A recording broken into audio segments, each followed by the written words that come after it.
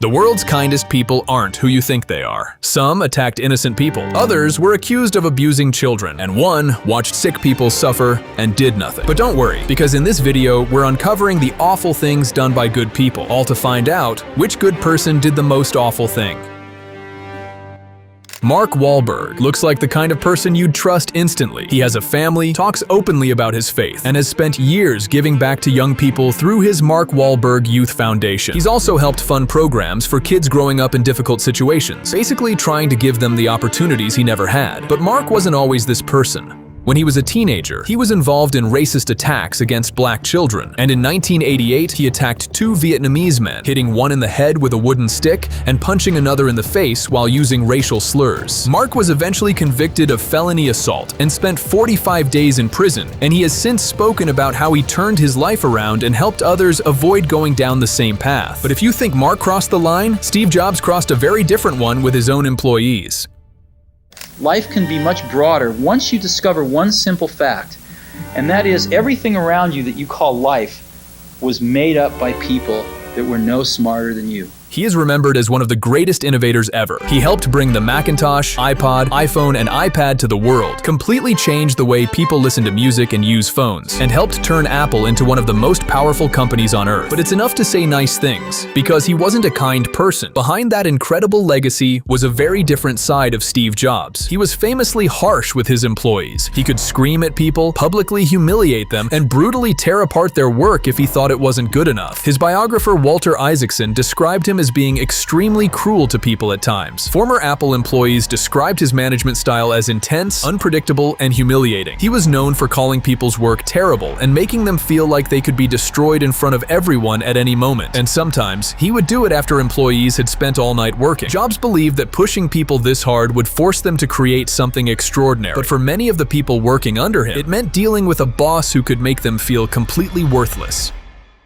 But while Jobs was humiliating employees, someone else was facing serious sexual assault allegations.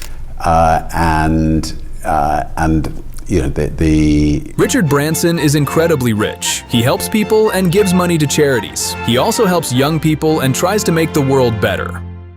Multiple women have accused Branson of sexual misconduct, allegations he has denied. But that's not the only controversy surrounding him. Branson had a long relationship with Jeffrey Epstein, even after Epstein had already been publicly linked to sexual abuse of minors. Released emails showed the two stayed in contact and met multiple times, including on Branson's private island. Epstein also brought women to the island who were later identified as trafficking victims. Branson said he did not know the women were victims of trafficking, and the emails that were released do not prove that he committed a crime. But his relationship with the women became a major part of the controversy surrounding him. Richard Branson's story is already disturbing enough, but it gets even harder to believe from here. Mark Zuckerberg built Facebook into one of the biggest platforms in the world, but as Facebook expanded into developing countries, Zuckerberg faced a huge problem. The platform wasn't safe enough for the people using it. Facebook's moderation system struggled with different languages and local cultures, but Zuckerberg's company kept expanding anyway. In Sri Lanka and Ethiopia, Facebook was accused of failing to control posts that helped fuel deadly violence. In the Philippines and Cambodia, Facebook became a powerful tool for propaganda, but Myanmar was where things became truly terrible. Facebook was used to spread hate against the Rohingya people. The United Nations said that Facebook played a major role in creating an environment that helped lead to genocide, and Facebook admitted it hadn't done enough to stop the problem. But here's where Zuckerberg comes in. Facebook knew that its algorithm rewarded content that created the most engagement, more clicks, more comments, more shares, and more time on the platform. And leaked documents showed that Zuckerberg knew some changes could make Facebook safer, but would also reduce engagement. In other words, making Facebook safer could mean making less money, and the company didn't simply have a technical problem. It had a choice: protect users or protect engagement. Zuckerberg was the person at the top, while Facebook continued operating under that system. Facebook says its mission is to bring people closer together, but when the platform can spread hate, propaganda, and dangerous misinformation to millions of people, that mission can have a very different result. Zuckerberg's scandal affected millions, but the next scandal happened to people in a competition.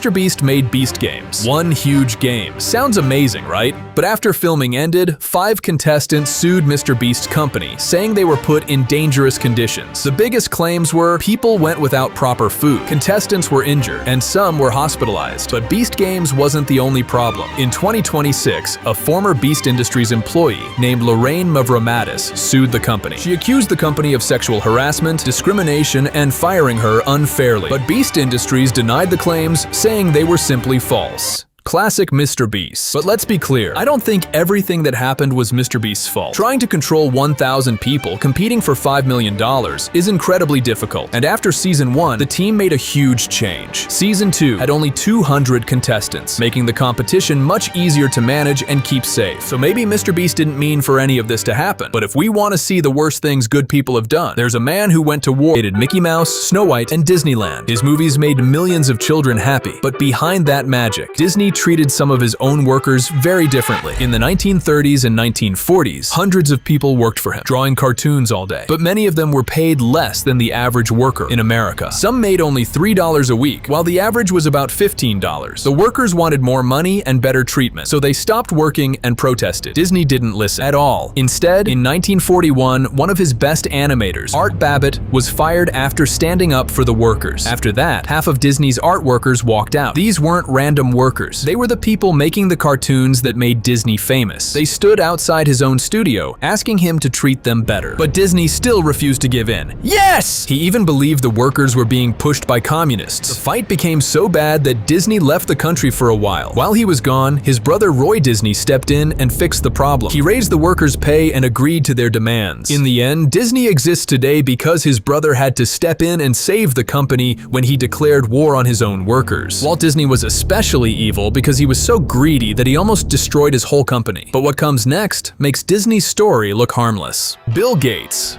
looks like one of the nicest billionaires in the world. He gives billions to charity and says he wants to use his money to help people. What bad thing could he have done? In the 2000s, Gates met a very controversial man named Jeffrey Epstein. Do you see where I'm going? Epstein had already been convicted of a sex crime involving a minor, but Gates still met with him. They of course talked about charity and global health. What else would two billionaires do together? And Gates didn't just meet him once. They met many times, including at Epstein's home. This became even more serious after Gates' wife, Melinda, learned about the relationship. She later said she had made it clear to Bill that she didn't want him to meet Epstein, but he continued to do so. When Gates was later asked about Epstein, he called the relationship a mistaken judgment. Epstein was already known for his crimes, yet one of the richest and most powerful men in the world still chose to spend time with him, and who knows what they were doing together. To be clear, there is no evidence that Bill Gates committed Epstein's crimes, but his decision to keep meeting Epstein after knowing his past was very suspicious. But if we want to know who did the worst thing, we need to go back in time. Mother Teresa was known as one of the kindest people in the world. She gave up a normal life to help poor and sick people, but her story has a side that very few people know about. She ran homes for sick and dying people. Sounds good, until you look closer. They were supposed to help people feel better, but terrible things were happening. Some needles were used over and over again. Some people were simply left in pain, and it gets even crazier. Mother Teresa said there was something beautiful about poor people accepting their suffering. So while some people saw pain as something to stop, she saw suffering as something meaningful. But of course, there was money too. Mother Teresa became very good at raising huge amounts of money from rich people. But where did all that money go? Not into improving those homes. And she also accepted money from Charles Keating, a man who was convicted of stealing millions from elderly people. When people asked her to return the money, she didn't. Instead, she wrote a letter defending him. Mother Teresa was uniquely evil. Other people humiliated their employees, but Mother Teresa was letting sick people suffer. Some people were greedy, but Mother Teresa stole millions of dollars. But all of these people have one thing in common. They looked like good people. Nobody expected them to do things like this. But when you look through the history of every person, you find a horrible truth. There is no perfect human. Everyone is evil in some way, and we can't escape that.